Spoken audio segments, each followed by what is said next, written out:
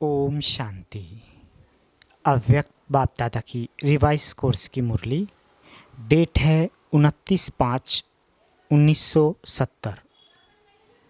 मुरली का टाइटल समीप रत्नों की निशानियाँ। समय कितना समीप पहुँचा हुआ दिखाई पड़ता है, हिसाब निकाल सकते हो। भविष्य लक्षण के साथ संपूर्ण स्वरूप का लक्षण भी सामने रहता है। समीप का लक्षण क्या होगा? जैसे कोई शरीर छोड़ने वाले होते हैं तो कई लोगों को मालूम पड़ता है, आप भी ऐसे अनुभव करेंगे कि यह शरीर जैसे कि अलग है, इसको हम धारण कर चला रहे हैं। समीप रत्न की समीप आने की निशानी यही होगी। सदैव अपना आकारी रूप और भविष्य रूप सामने देखते रहेंगे। प्रैक्टिकल में अनुभव होगा। लाइट का फरिश्ता स्वरूप सामने दिखाई देगा कि ऐसा बनना है, और भविष्य रूप भी दिखाई देगा। अब ये जो छोड़ा और वह लिया, जब ऐसी अनुभूति हो तब समझो कि संपूर्णता के समीप है। एक आँख में संपूर्ण स्वरूप और दूसरी आँख में भविष्य स्वरूप। ऐसा प्रत्यक्ष देखने में आएगा जैसे अपना ये स्वरूप प्रत्यक्ष अनुभव होता है।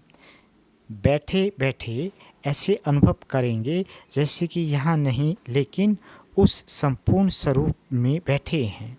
ये पुरुषार्थी शरीर एकदम मर्ज हो जाएगा। वो दोनों इमर्ज होंगे, एक तरफ अव्यक्त, दूसरी तरफ भविष्य। जब पहले ऐसा अनुभव आप लोग करेंगे तब दूसरों को भी अनुभव होगा। जैसे एक वस्त्र छोड़ कर दूसरा लिया जाता है, वैसे ही अनुभव करेंगे।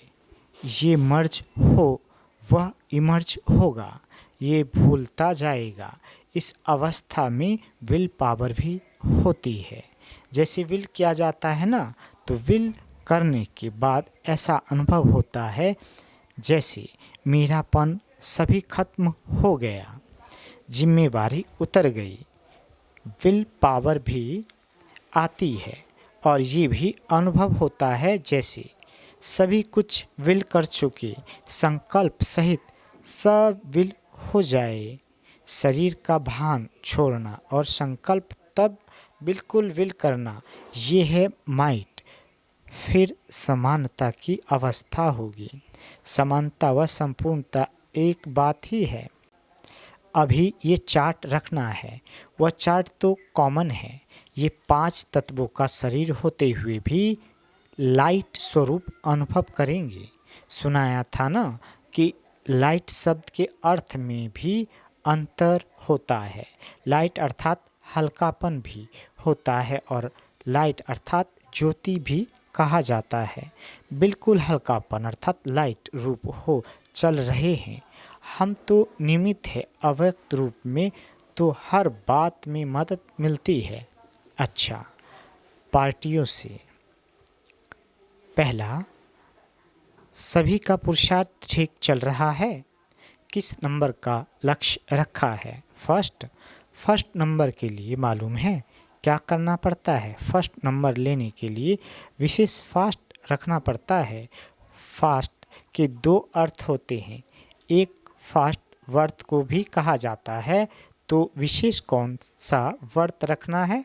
पवित्रता का। ये व्रत तो कॉमन है, ये व्रत तो सभी रखते हैं। फर्स्ट आने के लिए विशेष व्रत रखना है कि एक बात दूसरा ना कोई, हर बात में एक की ही स्मृति आए। जब ये फास्ट रखेंगे तो फर्स्ट आ जाएंगे। दूसरा, फास्ट जल्दी चलने को भी कहा जाता है, अर्थात तीव्र पुरुषार्थ। महारथी उसको कहा जाता है जो सदैव माया पर विजय प्राप्त करे। माया को सदा के लिए विदाई दे दो। विघ्नों को हटाने की पूरी नॉलेज है। सर्वशक्तिमान के बच्चे मास्टर सर्वशक्तिमान हो तो नॉलेज के आधार पर विघ्न हटाकर सदैव मगन अवस्था रहे। अगर विघ्न हटते नहीं है तो जरूर शक्ति प्राप्त करने में कमी है।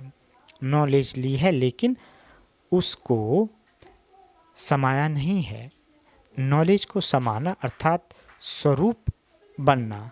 जब समझ से कर्म होगा तो उसका फल सफलता अवश्य निकलेगी। दूसरा, तीव्र पुरुषार्थी के क्या लक्षण होते हैं? समझाया था ना कि फरमानदार किसको कहा जाता है? जिसका संकल्प भी बगैर फरमान के नहीं चलता।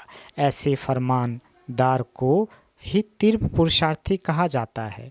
सर्वशक्तिमान बाप के बच्चे जो शक्तिमान हैं उन्हों के आगे माया भी दूर से ही सलाम कर विदाई ले लेती है। वल्लभाचार्य लोग अपने शिष्यों को छूने भी नहीं देते हैं। अछूत अगर छू लेता है तो स्नान किया जाता है। यहाँ भी ज्ञान स्नान कर ऐसी शक्ति धारण करो जो अछूत नज़दीक ना आए। माया भी क्या है? अछूत। अच्छा, ओम शांति।